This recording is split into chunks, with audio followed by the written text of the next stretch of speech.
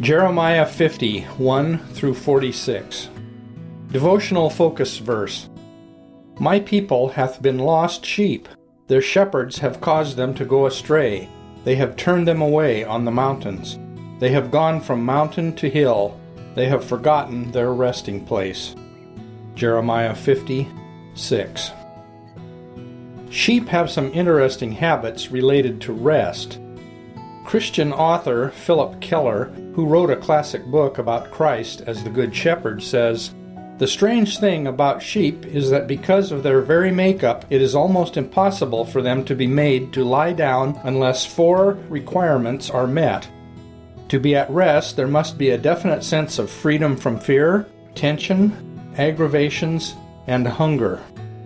When sheep refuse to lie down because of the conditions around them, it is the shepherd who remedies the conditions, thus providing a resting place.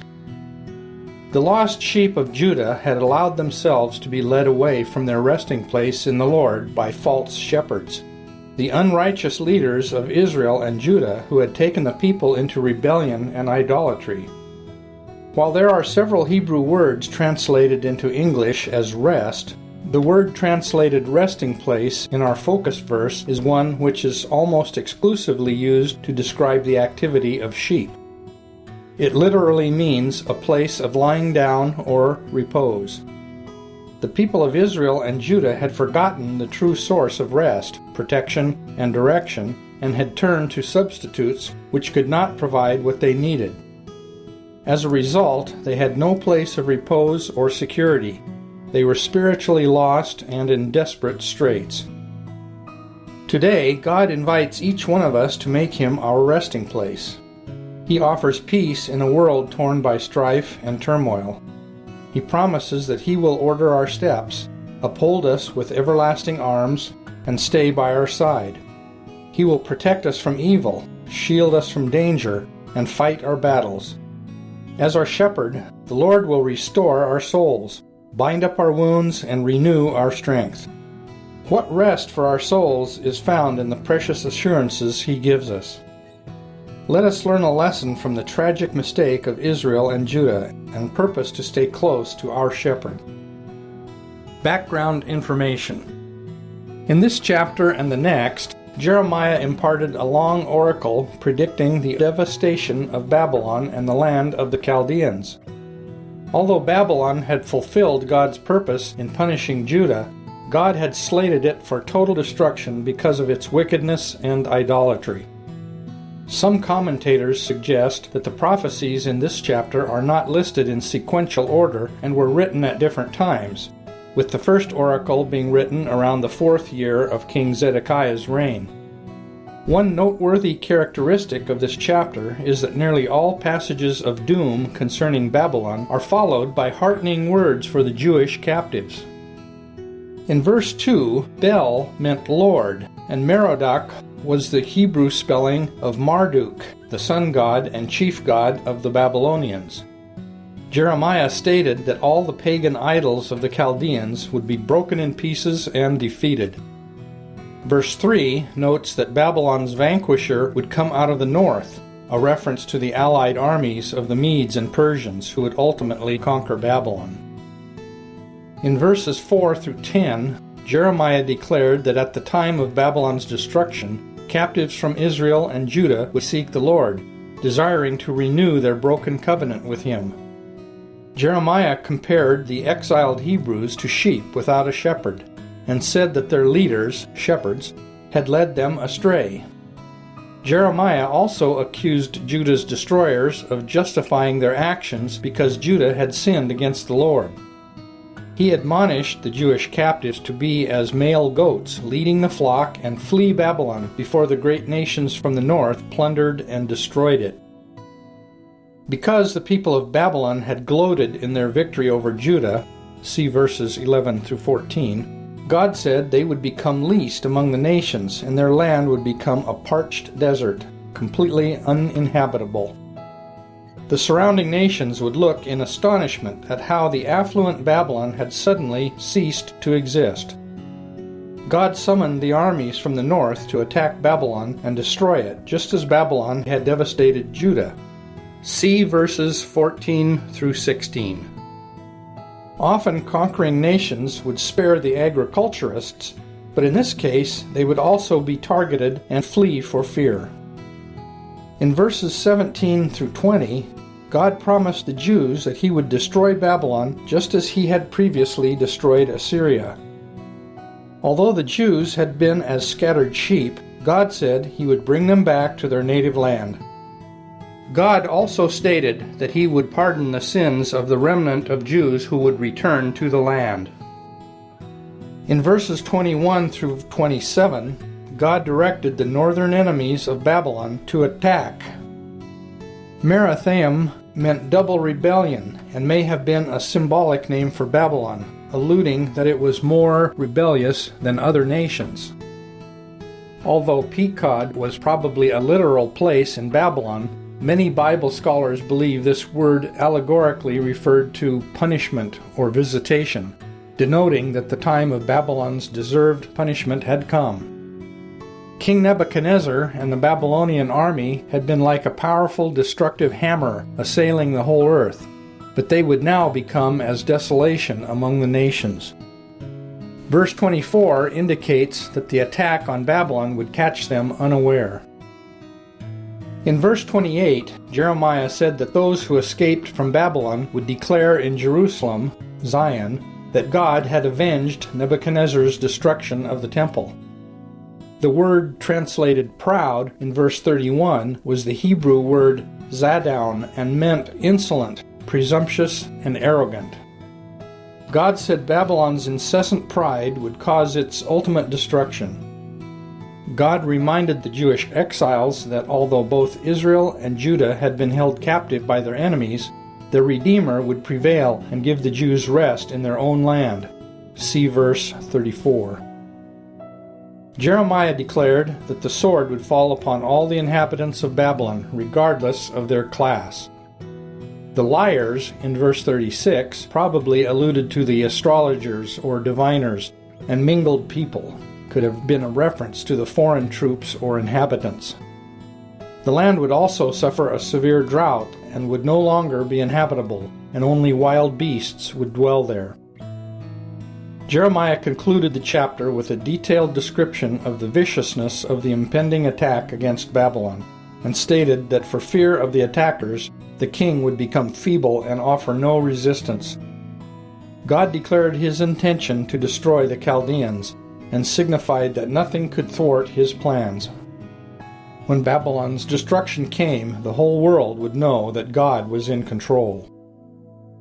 Conclusion. Let us not forget that we are called and privileged to live within the arms of God's rest. Chapter 50. The word that the Lord spake against Babylon and against the land of the Chaldeans by Jeremiah the prophet. Declare ye among the nations, and publish, and set up a standard. Publish and conceal not. Say, Babylon is taken, Bel is confounded, Merodach is broken in pieces, her idols are confounded, her images are broken in pieces. For out of the north there cometh up a nation against her, which shall make her land desolate, and none shall dwell therein. They shall remove, they shall depart, both man and beast. In those days and in that time, saith the Lord, the children of Israel shall come, they and the children of Judah together, going and weeping. They shall go and seek the Lord their God. They shall ask the way to Zion with their faces thitherward, saying, Come, and let us join ourselves to the Lord in a perpetual covenant that shall not be forgotten.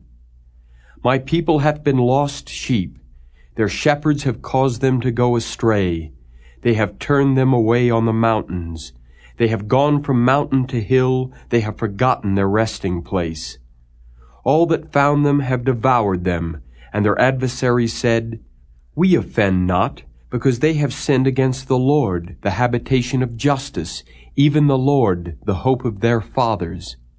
Remove out of the midst of Babylon, and go forth out of the land of the Chaldeans, and be as the he-goats before the flocks.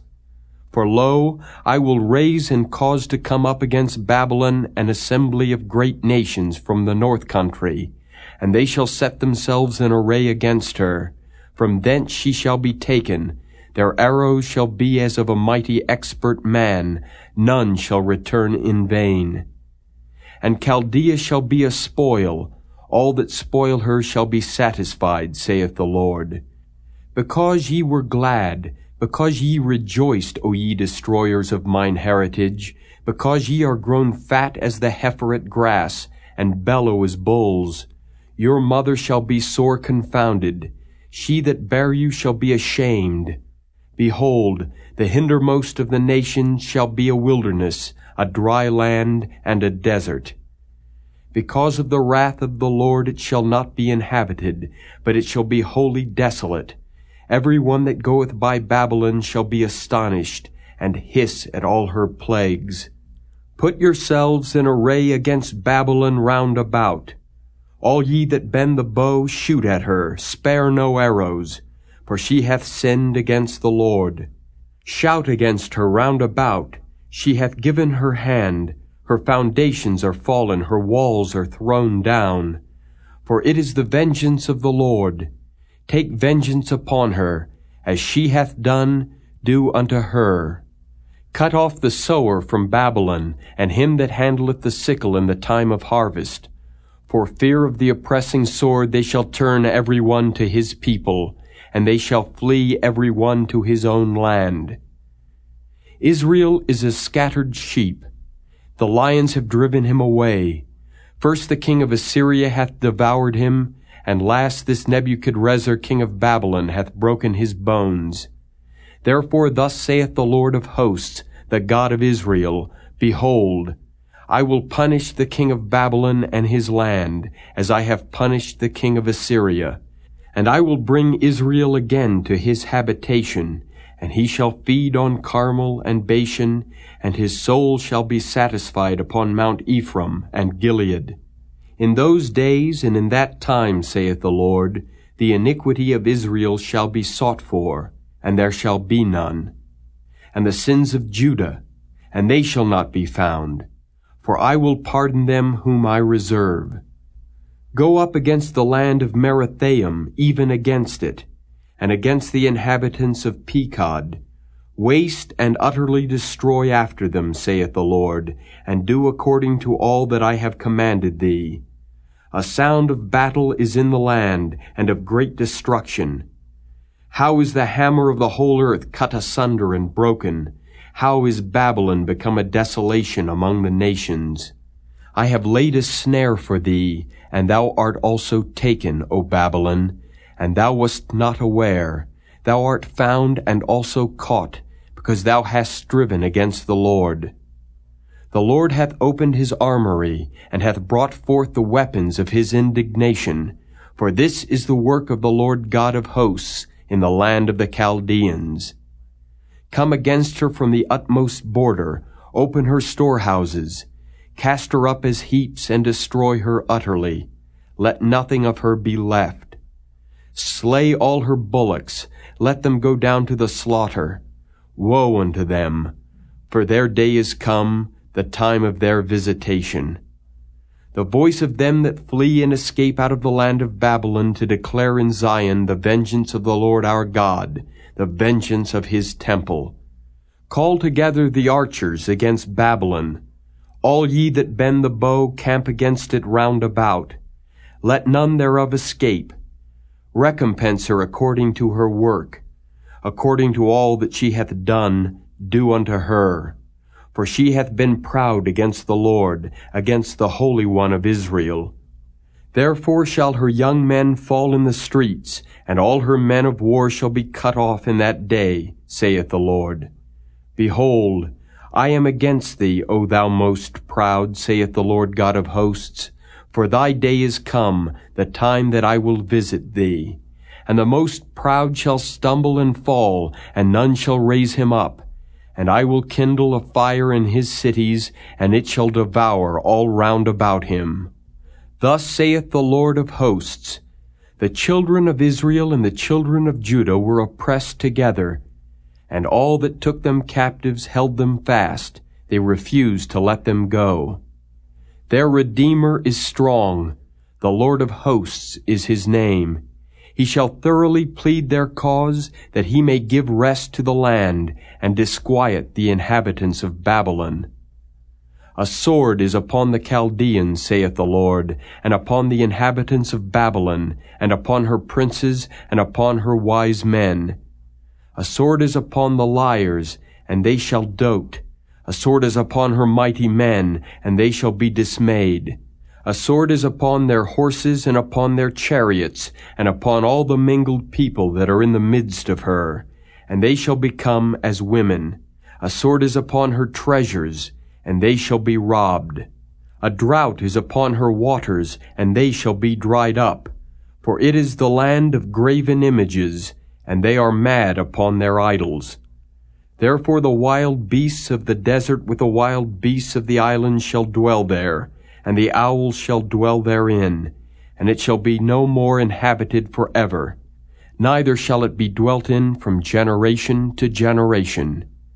As God overthrew Sodom and Gomorrah, and the neighbor cities thereof, saith the Lord, so shall no man abide there, neither shall any son of man dwell therein. Behold, a people shall come from the north, and a great nation, and many kings shall be raised up from the coasts of the earth. They shall hold the bow and the lance. They are cruel, and will not show mercy.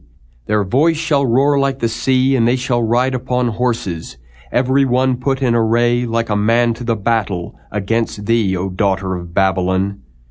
The king of Babylon hath heard the report of them, and his hands waxed feeble. Anguish took hold of him, and pangs as of a woman in travail. Behold, he shall come up like a lion from the swelling of Jordan unto the habitation of the strong. But I will make them suddenly run away from her. And who is a chosen man that I may appoint over her? For who is like me? And who will appoint me the time? And who is that shepherd that will stand before me? Therefore hear ye the counsel of the Lord that he hath taken against Babylon, and his purposes that he hath purposed against the land of the Chaldeans. Surely the least of the flock shall draw them out. Surely he shall make their habitation desolate with them. At the noise of the taking of Babylon the earth is moved, and the cry is heard among the nations.